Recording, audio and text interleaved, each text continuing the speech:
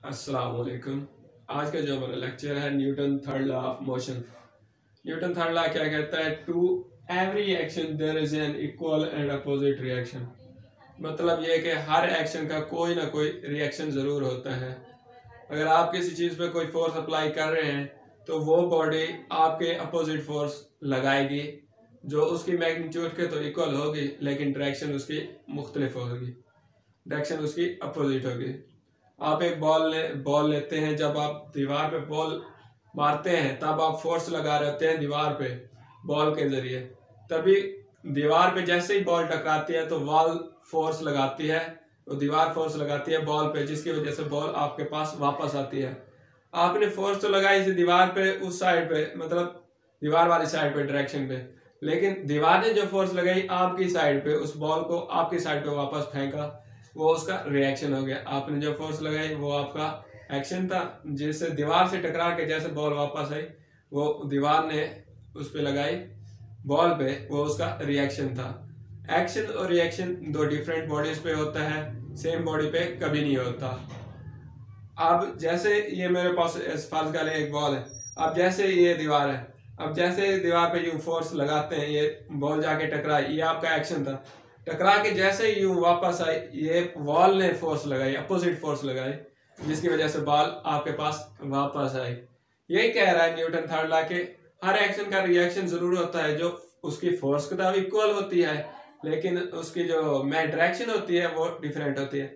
आपने तो दीवार की तरफ बॉल फेंकी थी, लेकिन दीवार से टकरा के बॉल आपकी तरफ है। वो क्यों? वो इसी वजह से, क्योंकि उस दीवार ने आपके अपोजिट फोर्स लगाई। आपने जिस डायरेक्शन में फोर्स लगाई थी, उसने उस फोर्स के डायरेक्शन में अपोजिट फोर्स लगाई। उससे ज्यादा नहीं लगाई, उतनी ही लगाई जितनी आपने फोर्स अप्लाई की थी। यही कहा गया, through every action there is an equal and opposite reaction. अब अगर आपको ये डेफिनेशन आसान लगती है तो ये लिखें, वरना ये भी लिख सकते हैं, when two bodies interact they apply force to one another that are equal in magnitude and opposite in direction। दोनों की मीनिंग सेम है, लेकिन क्या है कि सिंपल वर्डिंग में ये सिंपल हमें आसानी से समझ आ जाती है। जब दो बॉडी आपस में टकराती हैं तो वो एक दूसरे पे फोर्स अप्लाई करती हैं, जो मैग्नीट्यूड में तो इक्वल होते हैं लेकिन डायरेक्शन उनकी मुख्तलिफ होती है। फर्स्ट भी यही कहता है, सेकंड भी यही डेफिनेशन है।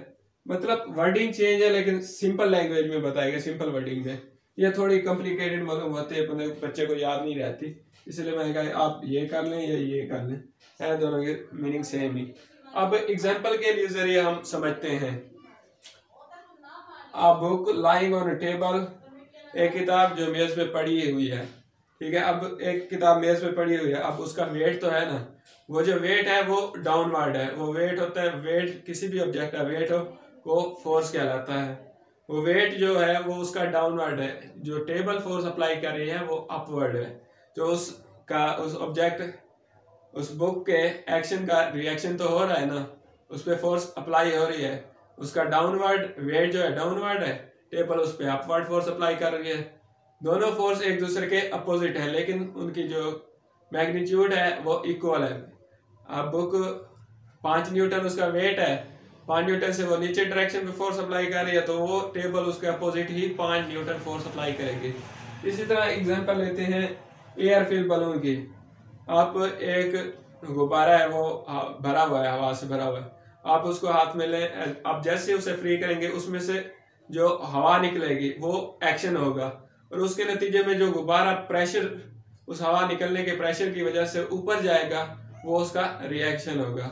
इसी वजह से एक्शन का रिएक्शन जरूर होता है, और इसी वजह से गुब्बारा हमारा ऊपर जाता है। अगर कोई क्वेश्चन आ जाए ना, वाई, या भाई जब गुब्बारे को हम फ्री करते हैं तो उससे हवा निकलती है और गुब्बारा ऊपर की तरफ क्यों जाता है, आप कहेंगे न्यूटन थर्ड लॉ के मुताबिक हर एक्शन का रिएक्शन होता है। जैसे हम गुब्बारे को छोड़ते हैं उसमें से एक हवा निकलती है जिससे वो एक्शन कर रही होती है, और उसके अपोजिट ही, वो निकलने के अपोजिट ही एक रिएक्शन फोर्स अप्लाई हो रही है जिससे गुब्बारा ऊपर की तरफ मूव करता है।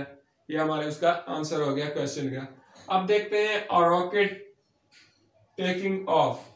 एक रॉकेट है, आपने देखा होगा अक्सर फिल्मों में या वैसे ही न्यूज में भी, रॉकेट लॉन्च कर रहे हैं या रॉकेट टेकिंग ऑफ। जैसे रॉकेट थ्रस्ट करता है उसमें से गैसेस बर्न होती हैं, ठीक है ना, वो गैसेस जैसे बर्न होके वहां से निकलती हैं, उनके प्रेशर की वजह से रॉकेट ऊपर की तरफ उठता है, रॉकेट ऊपर की तरफ मूव करता है। ये क्या होता है रिएक्शन।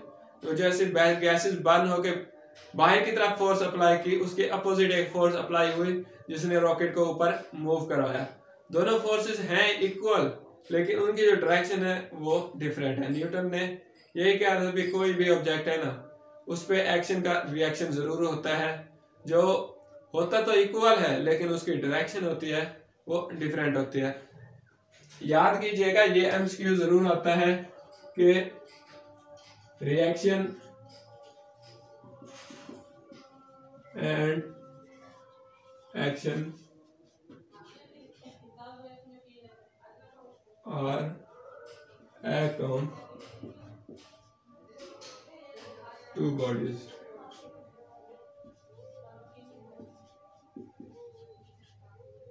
ये आपके पास एमसीक्यूज इंपॉर्टेंट है।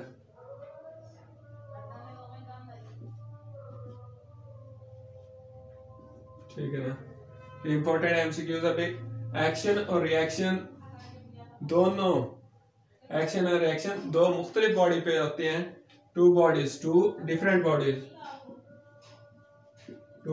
बॉडीज पे होती है, ना कि सेम पे।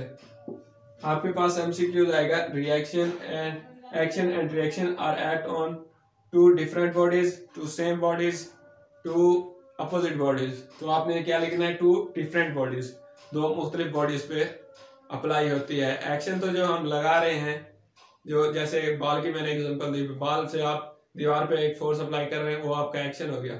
और दीवार ने जो फोर्स लगाई बॉल पे, जिसकी वजह से बॉल हमारे पास आई, वो उसका रिएक्शन हो गया, क्योंकि हमने तो दीवार पे फोर्स अप्लाई की थी, लेकिन दीवार ने उस बॉल पे फोर्स अप्लाई की, वो हमारा रिएक्शन हो गया। दो हो गए, नो ऑब्जेक्ट। इस तरह यानी कि एक्शन और रिएक्शन दो डिफरेंट बॉडीज पे अप्लाई होता है।